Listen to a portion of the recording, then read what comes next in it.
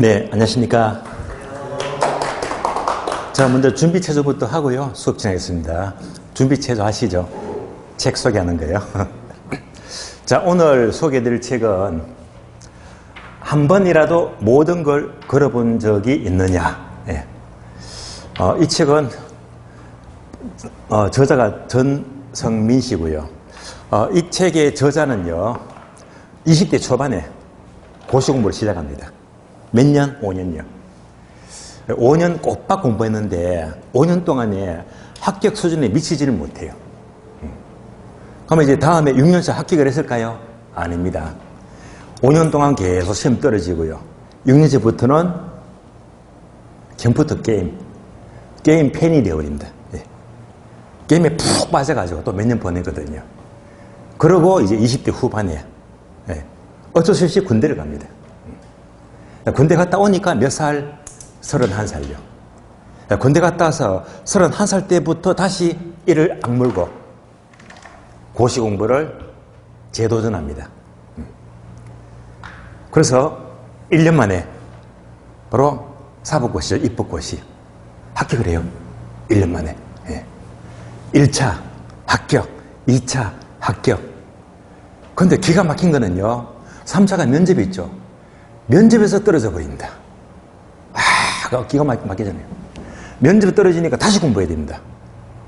다시 1년 돼 가지고요. 1년 후에는 입법고시, 행정고시, 두 개 고시, 바로 고시 2관왕입니다. 둘 다 패스해버립니다. 기가 막힌 인생 결정극입니다. 자, 그러면 이 저자는요, 자, 군대 갔다, 게임 페인에서 20대, 군대 갔다 와서 이제 이를 악물고 이제 고시 2관왕이 됐습니다. 그 이유가 뭘까요? 오로지 한 가지입니다. 그 이유가 뭐냐면요, 바로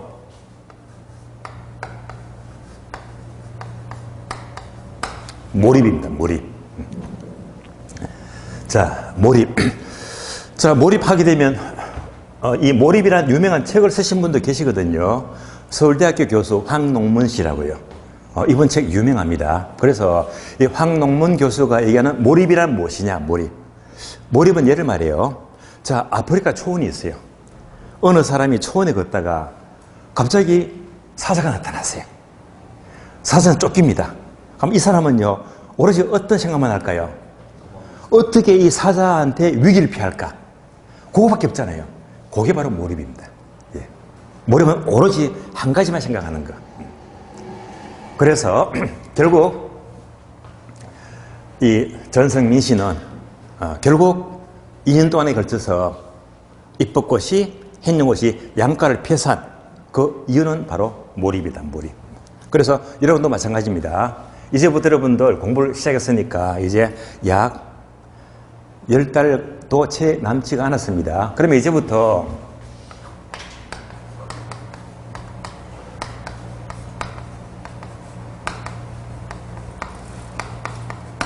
자, 이제부터 딱 1년만 미쳐보자. 이분도 마찬가지잖아요. 1년 동안 미친 듯이 하니까 시험 고시 2관왕이 되었거든요. 여러분도 1년 동안 미쳐보세요. 몰입하세요. 시험은 절대 안 될 수가 없다. 다음에 두 번째는요,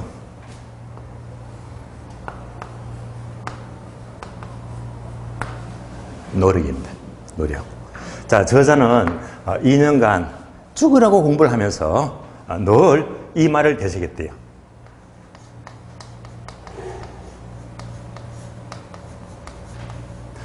인백기천입니다. 인백기천.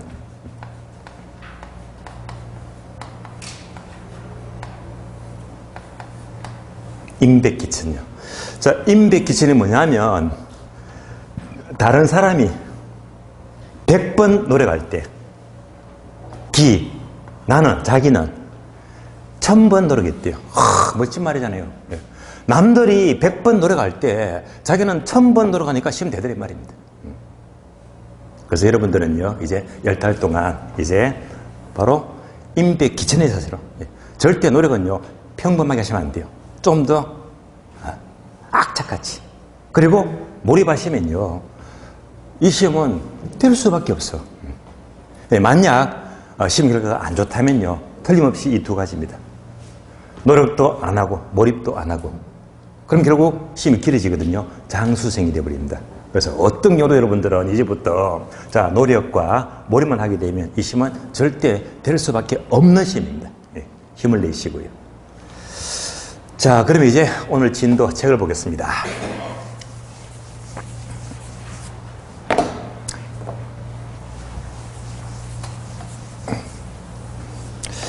자 오늘 교재는요 46페이지입니다. 46페이지. 제2장 부동산 특성인데 특성은 언제나 한 문제가 꼭꼭 나옵니다. 한 문제가 늘 나와요. 자 특성하게 되면 먼저 다음 페이지 보세요. 47페이지. 자 체계도가 나있죠. 토지의 특성은 크게 두 가지다. 자연적 특성과 인문적 특성 두 가지입니다. 자 그러면요 자연적 특성은 자연 그대로 지니고 있는 특성이 되고요 종류가 5번까지 있죠. 그러면 1번부터 4번까지는 통설적 입장입니다. 그래서 첫 번째 부동성 저자 부자 동그라미, 2번요 부정성 부자 동그라미, 3번 영속성 영자, 4번 개별성 개자. 합치니까 어떻게 읽어요? 부부 연계. 부부가 둘 다 어리고 연계래요. 부부 연계. 바로 암기가 되죠. 부부 연계 네 가지다. 자, 그리고 5번은요. 인접성은 아주 특정 소수학자 개념입니다.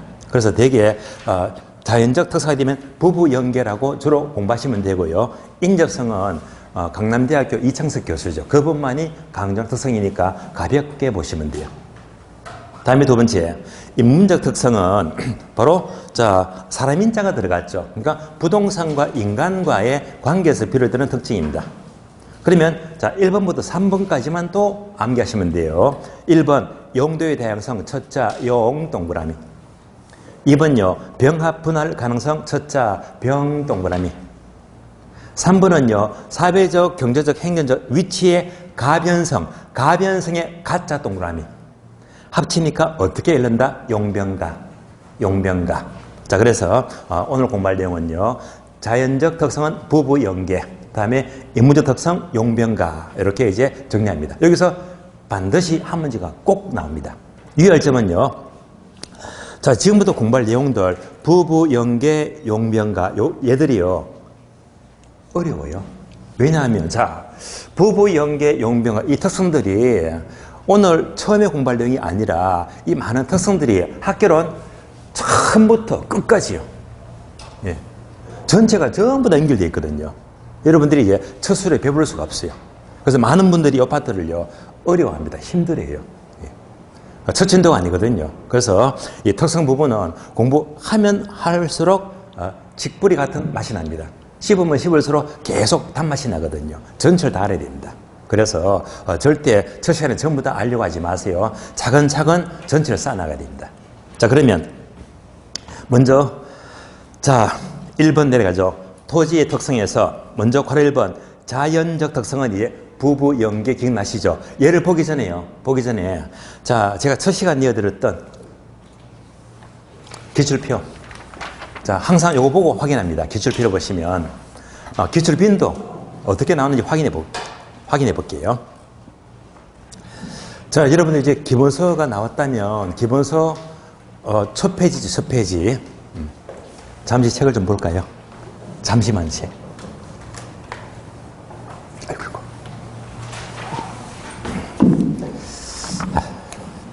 자, 오늘 저녁에 책이 나왔죠, 그죠? 그러면 요 기출표를 여기다 딱 붙이면 이제 첫 페이지 펴자마자 나오잖아요. 그럼 공부할 때마다 이거 딱 보면서 아 내가 여기서 공부하는데 어떻게 출제가 되고 있구나 확인하시면서 공부를 하셔야 됩니다. 없는 분도 계시죠? 없는 분은 쉬는 시간 사무실 바라면 되겠습니다. 자 그러면 이제 기출표를 보시면 자 1편 총론에서 3번 목차죠. 부동산 특성에서 까만 세모를 보게 되면 첫 번째 까만 세모 부동산 특성 종합 문제. 자, 종합 문제가 자 2회, 5회, 12회, 14회, 추가시험 16, 17, 19, 21, 22, 23, 24, 33, 34 엄청 나왔잖아요. 총 몇 번 나왔다? 14번요. 너무너무 중요합니다. 그래서 특성은 종합 문제가 가장 잘 나오는구나부터 알 수가 있죠. 다음에 두 번째 까만 세모 자연적 특성은 뭐라고 했죠? 부부연계. 이걸 묻는 문제가 5회, 10회, 11, 28, 31, 32 6번 나왔고요. 다음에 이제 부부연계 중에서 부동성만 묻는 것이 5번 나왔죠. 다음에 부정성만 묻는 것이 7번 나왔고요. 영속성 3번 나왔고 인접성 2번 나왔고 다음에 이제 까만 세모 인문적 특성은 바로 용변가. 용변가를 묻는 종합문제가 2번 나왔고요. 다음 까만 세모 용도의 다양성이 3번 나왔고 이렇게 출제가 얼마나 많이 되고 있습니까? 그래서 자 결론적으로 부동산 특성은 매년마다 한 문제가 꼭꼭 나오고 가장 잘 나오는 게 종합문제. 종합문제예요. 자 기출 개념 분석했고요. 그러면 이제 교재 보시면 돼요. 자 교재 보시면 47페이지입니다. 먼저 1번. 자 부부 연계 중에서 첫 번째 부동성입니다. 부동성은요 토지는 절대로 움직일 수가 없잖아요. 위치가 고정이 되었죠. 자, 부동성. 자, 그러면 이제, 자, 먼저 부동성 하게 되면 책을 보기 전에 책을 보시면 동그라미 1번부터 다음 페이지 보니까 11번까지 항목이 되게 많잖아요. 이게 학교는 전체를 전부 다 끄집어낸 거예요. 그래서 이 내용들이 쉽지가 않습니다. 그러면 이제 여기서 여러분들이 오늘 첫 술에 전부 다 알려고 하지 마세요. 가장 중요한 체계도가 중요하니까요. 그러면 이제 교재를 보기 전에 오늘 강의 노트 있죠. 강의 노트. 자, 강의 노트 보시면 먼저 1번 부동성. 자, 부동성이 되면 설명이 되어 있죠. 첫 번째 부동성입니다.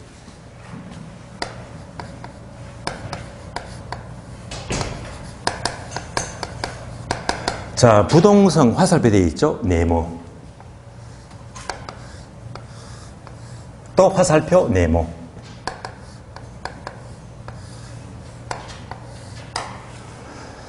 자, 그러면 여기다가 네모에다가 인접성 적어주면 돼요. 인접성. 적으면서 공부하는 거예요. 인접성. 다음 네모는요. 지역성. 이렇게 적어주고요.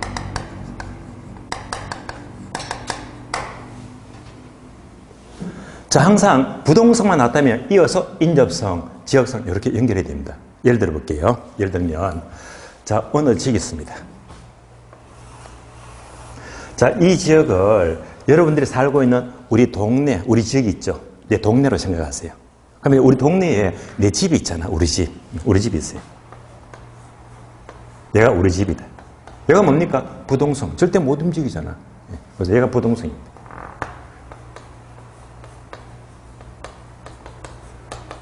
자, 못 움직이니까 항상 인접한, 이웃한 집이 있잖아요. 그래서 바로 인접에 있다. 옆집이죠. 얘가 바로 인접성입니다. 그래서 항상 토지는요, 부동산은 인접한 토지와 함께 별개의 관계가 아니라 서로 상호, 의존관계, 보완관계, 협동관계, 대체관계, 경쟁관계 이렇게 밀접한 관계를 갖고 있습니다. 그러니까 이제 이렇게 인접성을 연결이 됩니다. 다시 인접성이 점점 더 확대되잖아요. 확대가 돼요. 점점 더 확대가 되면 하나의 큰 지역을 이룬다. 얘가 바로 지역성입니다.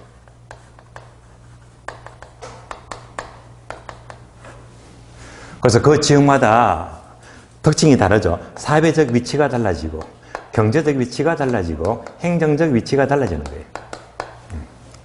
그래서 부동성만 나왔다면 인접성, 지역성 하나의 큰 지역을 이룬다라고 보시면 돼요.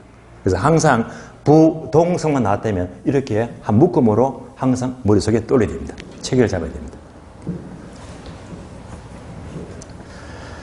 그러면 특히 부동산 학은요. 부동산은 이 지역이 굉장히 중요합니다. 그래서 이 지역 특성, 지역성이죠. 이 지역 특성을 잘 파악하자. 얘가 바로 화살표에 되어 있죠. 바로 지역 분석입니다. 지역 분석이 필요합니다. 예를 들면 여기가 어디죠? 주안 역세권이잖아요. 자, 주안역 지역하고 서울의 강남 지역하고 동네가 다르잖아. 예. 차이가 엄청 나잖아요. 무슨 차이? 지역 차이. 이 차이가 엄청납니다. 그래서 특히 부동산은요, 자, 부동성 때문에 이 지역 차이가 굉장히 중요하다. 이것은 이제 아주 큰 차이가 벌어지게 됩니다. 그래서 결국 지역 분석이 필요한 이유가 한 가지가 아니죠. 몇 가지? 하나, 둘, 셋. 가장 가까운 특징은 뭡니까? 지역성. 예. 두 번째가 뭐지? 인접성. 세 번째가 부동성입니다. 자, 따라서 지역 분석이 필요한 거 아시겠죠? 한 가지가 아니고 세 가지다. 1순위가 뭐? 지역성. 2순위가 인접성. 3순위가 부동성. 세 가지입니다. 그래서 되게 많은 학생들이 단순 암기를 해버려요. 결국 부동성 때문에 지역 분석이 필요하다. 얘는요, 그냥 암기지 논리가 어긋난 거예요. 논리적으로는 항상 지역 분석은요, 1순위가 지역성, 2순위가 인접성, 3순위가 부동성이 있는 겁니다. 따라서 결국 부동성 때문에 지역 분석이 필요하게 됩니다. 다음에 이 지역성과 똑같은 말이 바로 국지성입니다. 메모되어 있죠. 이꼴 국지성입니다.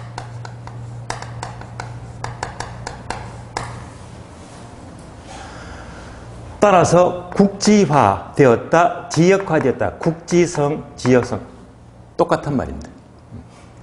그래서 부동산 시장은 이 국지성이 반영된 바로 국지적 시장이 되는 거예요.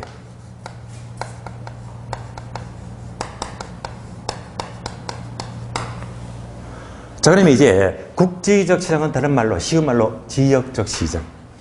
지역적 시장입니다. 그리고 여러분 시험에서는요, 이 단어도 자주 나오지만은요, 국지적 시장과 똑같은 말이 이꼴 부분 시장입니다. 얘도 꼭 아셔야 됩니다. 국지적 시장 이꼴 부분 시장. 그러면 부분 시장은 뭡니까 하게 되면요, 지역마다 시장이 3번에 된대요. 시장이 3번에 된다.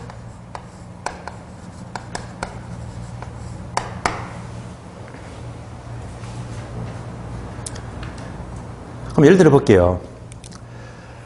자, 25평 아파트가 있습니다. 25평. 25평 아파트가 있는데 얘는요, 지방이야, 지방. 대전. 대전에 25평 아파트. 다음에 얘는요, 똑같은 회사가 지었는데 서울의 강남이다. 강남에 25평 아파트다. 둘 다 대우건설이 지었고 프로지오 아파트입니다. 구조가 똑같아요. 근데 얘는요, 대전이죠. 얘는 강남이잖아요. 가격 차이가 크다 작다 엄청납니다. 지방이면요, 아무리 많이 쳐도 한 5억 안팎, 5억 잡을게요. 강남은 5억가 택도 없잖아요. 적어도 20억은 할 거다. 얘가 무슨 말입니까? 똑같은 구조 아파트인데 가격 차이가 3배, 4배 차이 나잖아요. 이 차이가 무슨 차이? 지역 차이. 지역 차이. 그러니까 부동산은요, 똑같은 구조, 평수라고 하더라도 지역마다 가격이 같다 다르다? 다르다. 땅값이 다르잖아요. 그래서 결국 지역적으로 시장이 같다 다르다. 그래서 지역마다 가격이 3번에 되고 달라지잖아요. 이런 시장이 바로 부분 시장이고 지역적 시장 또는 국지적 시장입니다. 자, 이런 이유가 무엇 때문에? 근본적으로 부동성 때문입니다. 부동성. 자, 결국 다시 연결합니다. 부동성 때문에 나아가서는 지역. 자, 지역 특성이 나타나게 돼요. 따라서 지역 분석이 필요하게 되고요. 부동산 활동은 바로 국지성, 국지화됩니다. 그래서 어떤 시장, 국지적 시장 또는 부분 시장이 되는데요. 이런 것들이 모두가 부동성 때문에 비롯되고 있습니다. 이어서 요거 2개 묶어져 있죠. 자, 묶어서 외부 효과 이렇게 나와 있어요. 외부 효과는 우리가 나중에 부동산 정책에서 공부하는 용어인데요. 외부 효과하게 되면 크게 종류가 2가지입니다. 그렇게 메모되어 있죠. 강의 노트에요. 첫 번째, 정의 외부 효과.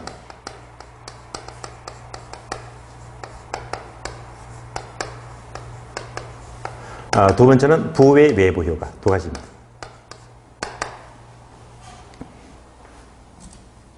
정의 외부 효과를 다른 말로 핀피 현상이다. 부의 외부 효과는 다른 말로 님비 현상이다라고 나와 있습니다.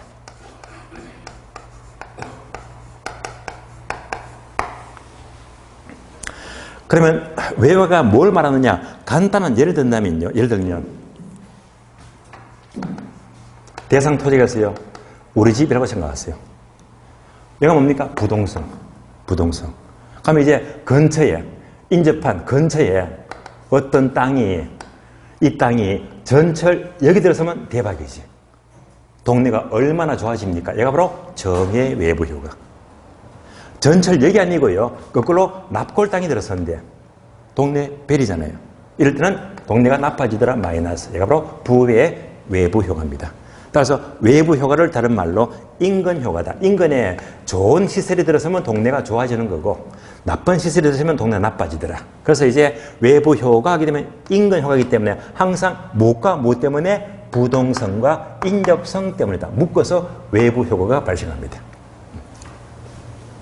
자, 그래서 이제 전체를 보니까 결국 부동성 때문에 지역 분석이 필요하게 되고 그리고 특히 지역적, 국지적, 국지성을 띠게 되고 지역이 반영이 된 시장이 바로 부분시장이다. 그리고 외부 효과를 발생하더라. 이런 것들을 한꺼번에 공부를 하는 겁니다. 자, 이런 내용들을 이제 책을 통해서 확인합니다. 책을 봅니다. 자, 책을 보시면 47페이지 있죠. 자, 항목이 많습니다. 먼저 지금 공부한 것이 주된 키워드입니다. 핵심 단어예요. 이것부터 먼저 체크합니다. 따라서 2번부터 보세요. 2번. 부동성은 시장과 활동과 현상을 국지화시킨다. 국지화 밑줄 나왔죠? 국지화. 요거. 국지화시킨다. 3번 내려가죠. 부동산은 지역 간 이동, 수요 공급 조절을 곤란하게 하면서 지역별로 밑줄 하세요. 부분시장 밑줄. 나왔죠? 부분시장. 따라서 지역마다 가격이 달라집니다. 지역마다 가격이 세분화 된다. 바로 부분시장입니다. 다음 페이지 보시면 48페이지. 6번요. 부동성과 인접성은 밑줄 하세요. 외부 효과 발생 밑줄. 나왔죠? 부동성과 인접성은 외부 효과를 발생한대요. 그리고 계속해서 6번입니다. 부동산 가격은 지역연의 영향을 받기 때문에 밑줄 합니다. 지역 분석의 필요 밑줄. 나왔죠? 지역 분석이 필요하더라. 자, 이상 체크된 것 4가지. 부동성 때문에 지역 분석이 필요하고 활동과 현상은요 국지화되고 이것이 반영이 된 어떤 시장 부분시장이다. 그리고 이 2가지가 합쳐서 무엇이 된다? 외부 효과를 발생하는데 이렇게 되면 이런 것들이 가장 시험에 잘 나오는 것들입니다. 가장 핵심 단어, 키워드가 됩니다. 자, 그러면 이제 나머지 볼게요. 그래서 지금 체크된 4가지가 특히 중요합니다. 다시 앞 페이지 볼까요? 1번. 자, 1번 보게 되면 부동성은 부동산과 동산이 구별이 된대요. 동산은 움직이죠. 이동성. 부동산은 못 움직인다. 비동성. 구별됩니다. 따라서 법률상 자, 공시 방법이 달라집니다. 그래서 한 줄 내려가니까 동산은 뭐죠? 점유. 점유하면 되는 것이고요. 부동산은 점유가 아니라 등기. 반드시 등기가 필요합니다. 이런 차이점이 있고요. 그러면 한 장 넘어가면 다음 페이지 보시면 5번이죠. 5번. 5번 보게 되면 자, 부동산 때문에 48페이지 보시면 첫 줄. 현장에 가서 확인을 요하는 밑줄 하세요. 임장활동 밑줄. 임장활동. 한 줄 내려가서 정보활동 밑줄. 부동산 때문에 반드시 현장에 가봐야 됩니다. 그래서 임장활동. 그리고 정보활동이 필요합니다. 자, 그럼 여러분들은 임장활동은 잘 아시죠? 직접 현장에서 눈으로 확인하더라. 그러면 임장활동을 실무에서는요, 글자 2자로 표현하는데 무슨 품? 아시죠? 예, 발품. 예, 발품이죠, 발품.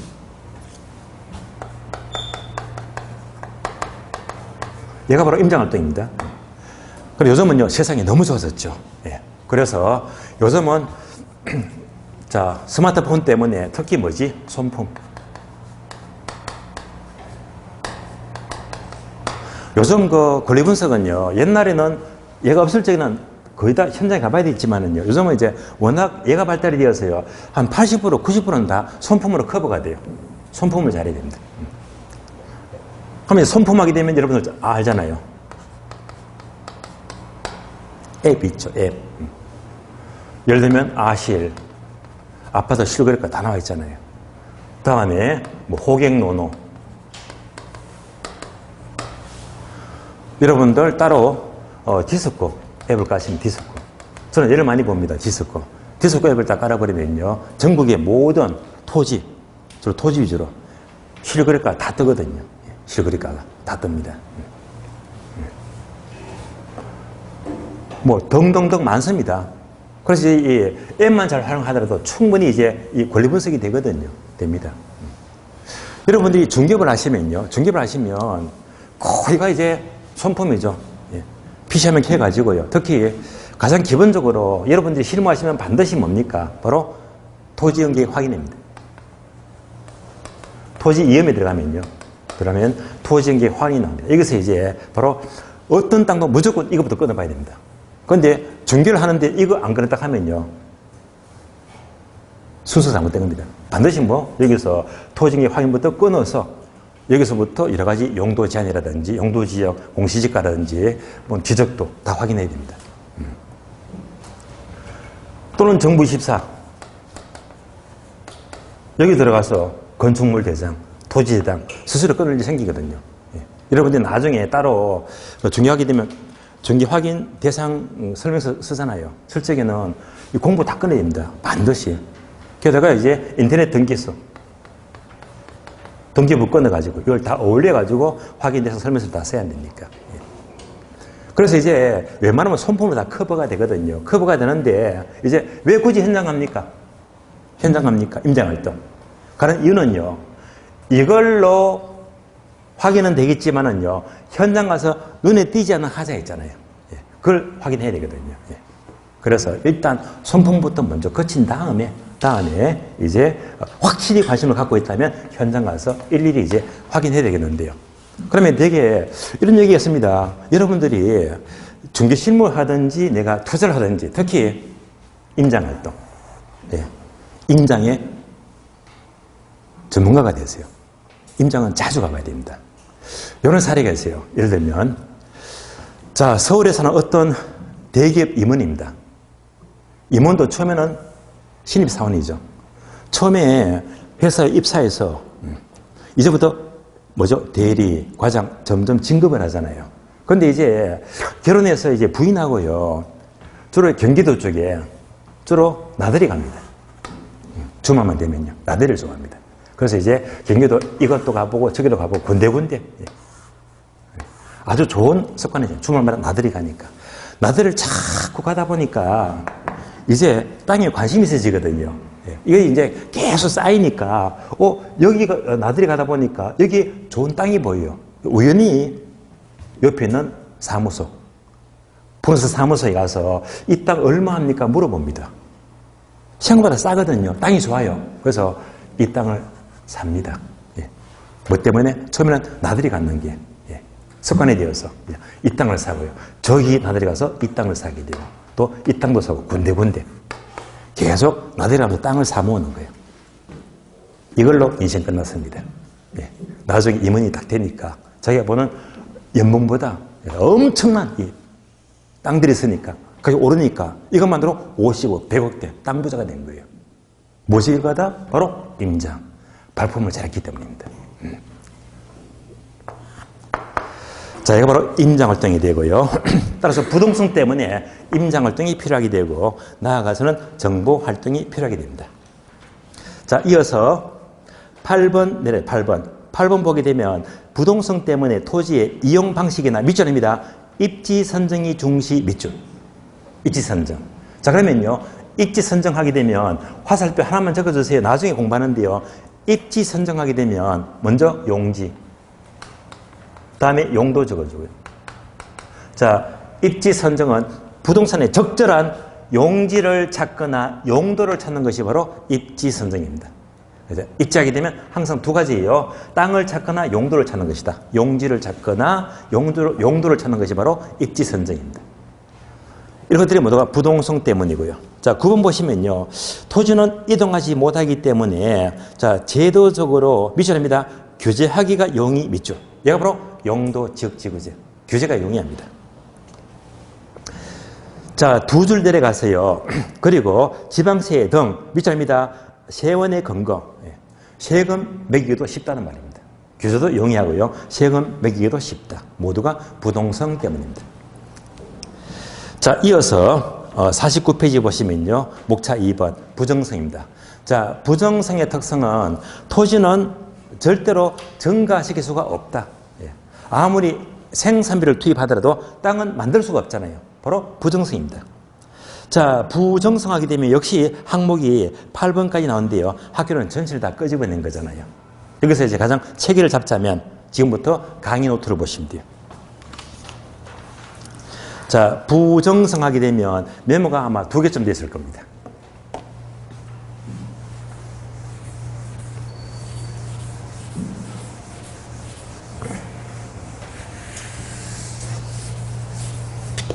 첫 번째 이렇게 메모되어 있죠.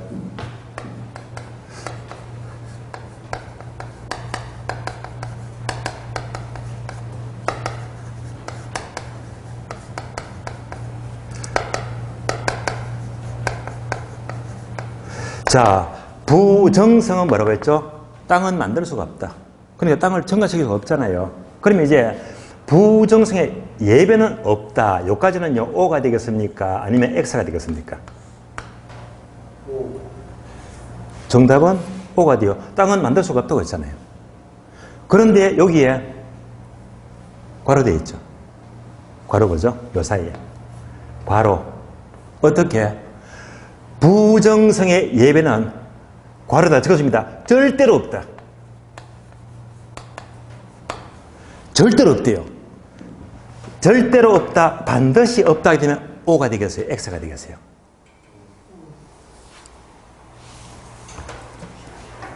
절대로 없다 해도 X 하시면 안 돼요. 이것도 O입니다. 왜 그러죠? 자, 땅은 절대로 만들 수가 없다고 했잖아. 자, 요거요. 지구죠. 예. 얘는 언제나 양이 고정이 되어, 한정이 되었잖아요. 더 이상 늘릴 수가 없는 거잖아요. 얘가 바로 부정성입니다. 절대 늘릴 수가 없어요. 자, 우리나라 서울의 강남의 땅이다. 강남의 땅. 강남의 땅도 양은 절대 한정이 되었잖아요. 절대 땅을 증가 못 시킵니다. 결국 부정성의 예외는 절대로 없다고 하더라도 이건 꼭 맞는 말입니다. 땅은 절대로 증가시킬 수가 없어요. 바로 부정성입니다. 이때 절대로 증가 못 시킨다. 얘가 바로 다른 말로 물리적 공급입니다. 물리적 공급. 따라서 부정성의 특성은 무엇이지? 땅은 물리적으로 절대로 공급을 증가 못 시킨다. 땅은 만들 수가 없어요. 혹자는 이렇게 얘기합니다. 그러면 부정성의 예배가 이런 건 어떻습니까? 물어보거든요. 바로 수면 매립입니다.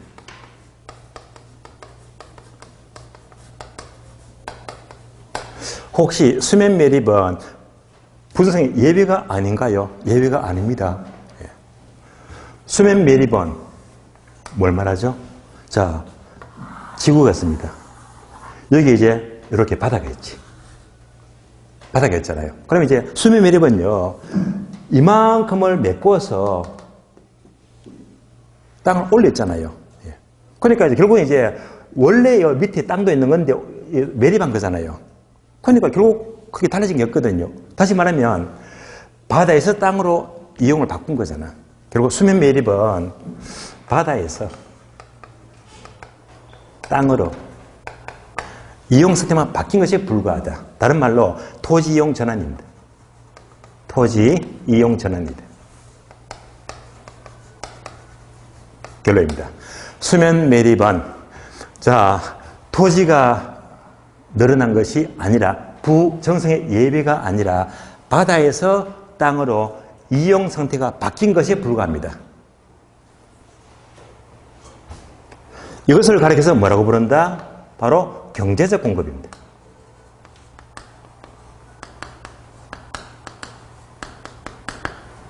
그래서 이렇게 용도를 바꿔서 공급을 늘린다. 이런 공급을 물리적 공급이 아니고 경제적 공급이다. 다른 말로 용도적 공급이죠.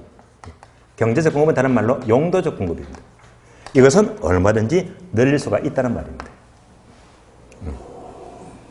자, 부정성이 뭔지 아시겠죠? 부정성은 절대로 증가 못 시킨다. 절대로. 물리적 공급을 절대로 증가 못 시킨다. 얘가 부정성이 되고요. 예배적으로 수면 밀도에서 늘어난 것은 용도를 바꿔서 이용이 바뀐 겁니다.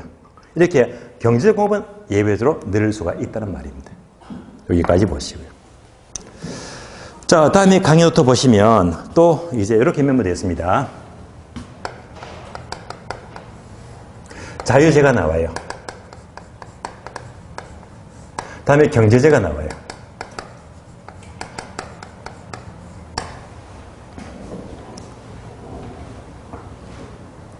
그러면 자유재가 뭡니까? 하게 되면요.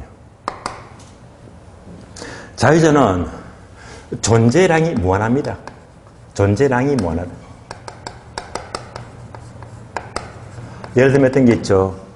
우리가 마시는 공기 또는 바깥에 나가면 햇빛을 무한히 쬐을 수 있잖아요. 공기나 햇빛을 말합니다. 이런 것들은요 바로 자유재다. 그러면 존재량이 무한하기 때문에 희소가치가 있어요? 없어요? 없잖아요. 희소가치가 없다.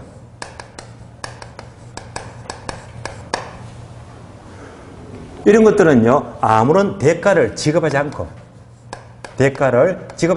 마음대로 쓸 수가 있습니다. 이런 재화가 바로 자유재가 되는 거예요. 반면에 경제재는 존재량이 한정이 되었죠. 유한하다. 유한한 자원입니다. 그러면 양이 유한하다면요 얘는요 그것만큼 희소가치가 있는 겁니다. 존재량이 유한하면요 그것만큼 반드시 대가를 지불해야 됩니다. 자, 제가 들고 있는 분필 얘는요 흔해 빠졌잖아요. 그러면 비록 유한하지만요 희소가치가 많이 적지. 같이 살 수밖에 없고요. 반면에 다이아 반지 얼마나 귀합니까? 결론적으로 존재량이 유한하더라도 희소가치가 높으면 높을수록 대가가 높아지는 겁니다. 이렇게 봤을 적에 이 둘 중에서 여러분들이 알고 있는 일반 경제학이 있죠. 자, 일반 경제학은요. 일반 경제학은 자유재를 연구하는 학문이 아니라 바로 경제재를 대상으로 연구하는 학문입니다.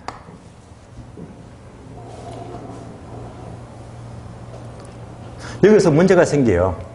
어떤 문제? 항상 선택의 문제가 생깁니다.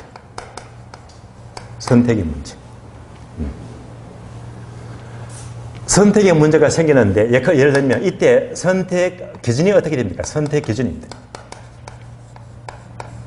그러면서 괄호 되어 있습니다. 예를 들면 여러분의 지갑에 호주머니에 돈이 10만 원 있습니다. 10만 원 갖고 마트에 갔어요. 마트 가면 그 많은 물건을 다 살 수가 없잖아요. 그러니까 요거 사고 저거 사고 한정적이잖아요. 이제 이런 경우에 이제 자 10만 원 갖고 다 살 수가 없으니까 10만 원 갖고 뭘 살까? 이게 바로 선택 기준입니다. 이때 일반 경제적 선택 기준은요 자원이 한정이 됐기 때문에 어떤 선택이다? 바로 경제성입니다. 경제성의 원칙입니다. 자, 여기서 경제성의 원칙은요 여러분이 잘 아시죠? 최소의 비용으로 최대 효과를 올리자.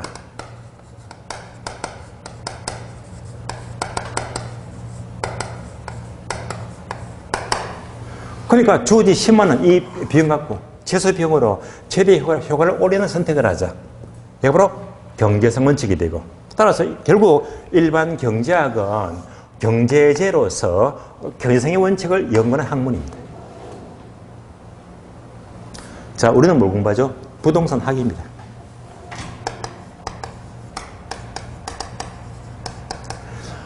부동산학은 우리가 처시 공부했죠. 그 대상이 뭐다? 바로 부동산입니다.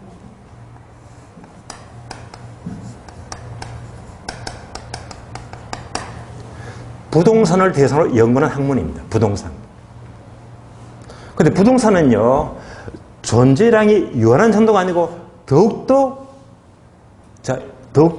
희소가치가 높은 땅이잖아요. 그러니까 결국은 이걸 전부 다 보더라도 부동산은 뭐 때문에 앞에서 봤던 요거 부정성.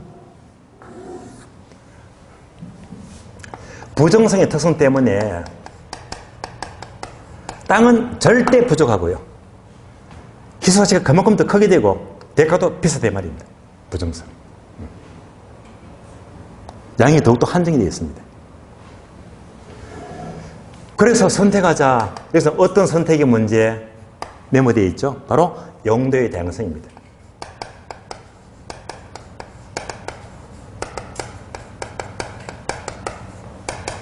예를 들어 볼게요. 한 필지 땅이 있습니다. 이 땅은 절대로 정감 못 시키잖아요. 만들 수가 없잖아요. 이거 바로 뭐지? 부정성.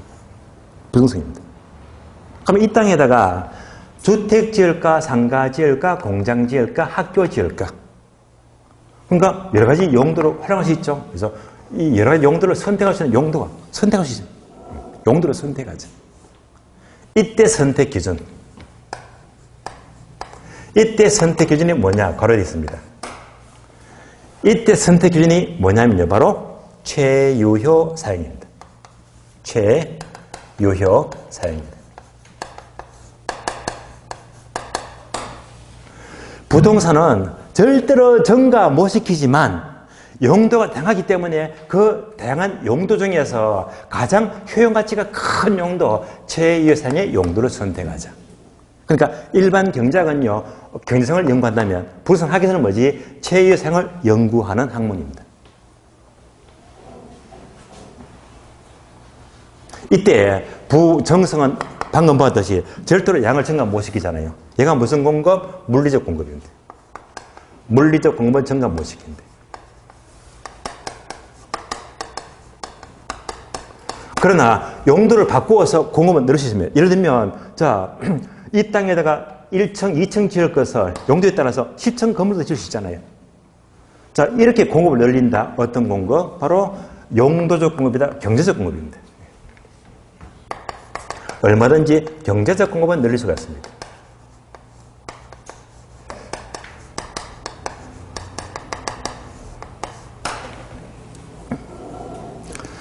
따라서 이제 부정성이 흐름을 아시겠죠? 부정성은 절대로 양을 증가시킬 수가 없다. 없으면서 아울러 부동산 학은 특히 경제 정에서도 더 좁혀가지고 더 희소가치가 큰 부동산만 연구하는 학문이 됩니다. 여기까지 부정성의 기본 흐름을 보았고요. 그러면 49페이지 보시면 49페이지. 항목 1번부터 8번까지 설명은요, 10분 쉬었다가 다음 시간에 이어서 설명을 드리겠습니다. 잠시 쉬겠습니다.